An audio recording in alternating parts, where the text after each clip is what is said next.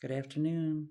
I hope everybody's doing well. I just wanted to know how many of you have seen these videos with gentlemen sitting there talking about don't get mad at her because she brings up the past. You need to have accountability and, you know, own up to it and stop doing it. That's part of it. It's a big part. Accountability is beautiful, but if they had accountability, we wouldn't have anything to talk about, right? Um, for me, personally, as a woman, and I can't speak for a man, if my husband tells me stop bringing up the past, right? Now, if it's something stupid, I get it, right? Just stop, you know. But if it's something that hurt you, that you remember, that was painful, the reason why we tend to bring up the past as a woman, now you can correct me, women, if I'm wrong. The reason why we do it isn't because we care about that one instance or five instances in the past. First of all, we're tired of hearing our own voice. We're tired of bringing it up to you because we figured you were working on it. Obviously, you weren't. And if the instances get closer and closer together and there's more and more of them, which there shouldn't be, if you meant what you said when you said sorry, well, then there's a problem. So we tend to bring it up because it's a pain we remember. And it's a similar pain to that other instance 2 years ago, 4 years ago. And you're going to keep hearing about the past because you keep repeating it. So when you tell us leave it in the past, you should leave those actions in the past. It's very simple. Leave the actions in the past that caused us to feel that pain, and we'll just keep it pushing because I don't like my own voice. Like I said, it's raspy and horsey and all this other stuff.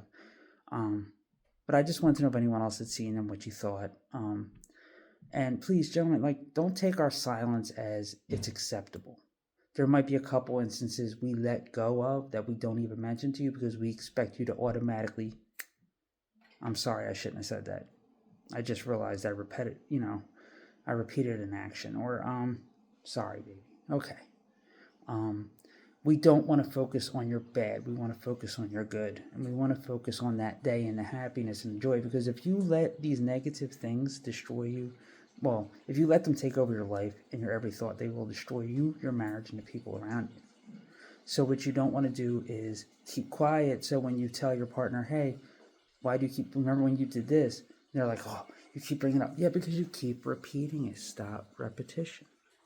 You leave the past in the past, and I'll leave whatever I have back there with you. But I'm telling you, it's not keeping an account of the wrong as much as your hurt and your mind and your heart remember that feeling. And it affects every part of your being. And after so long, could be a couple years, could be longer, could be 5 years, could be 10 years, could be 2 years, could be 3 years.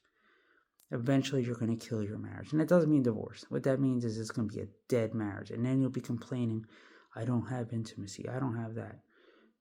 Now, if you know anything about me, that which is none of your business, that right now would be crazy because I'm having some issues because of other physical issues I've explained to you in another video.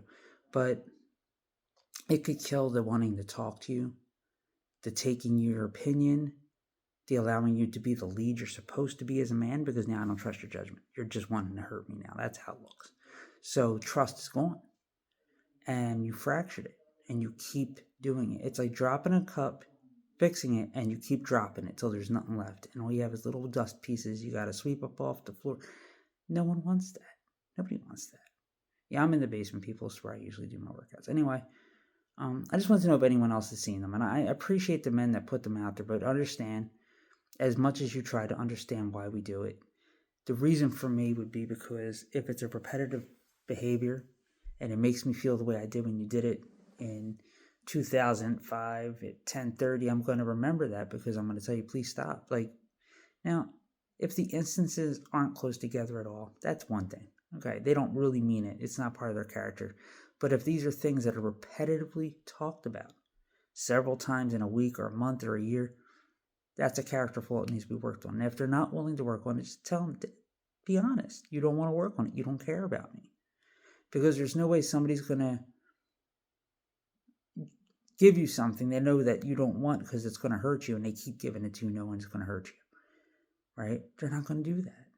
And our partners' jobs, regardless, I'm going to say men, our husbands, but it could be a wife or a partner, is to take care of us and look after us and to love us, to show us thoughtfulness, not to be dismissive.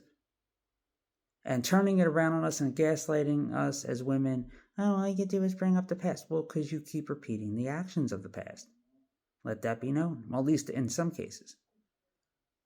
Now, if you're trying, and like I said, us being quiet is just us not accepting your behaviors, is us hoping that you're working on them, and we're not going to bring them up every day because it makes everybody miserable. Like me bringing up all the pain I'm in and anguish I'm in every day. It's going to make everybody miserable. I don't want to do that. I like to be happy. I like to laugh. And I should be able to enjoy life, especially with my spouse. But I just wanted to hop on, and if you have a thought on this, just let me know.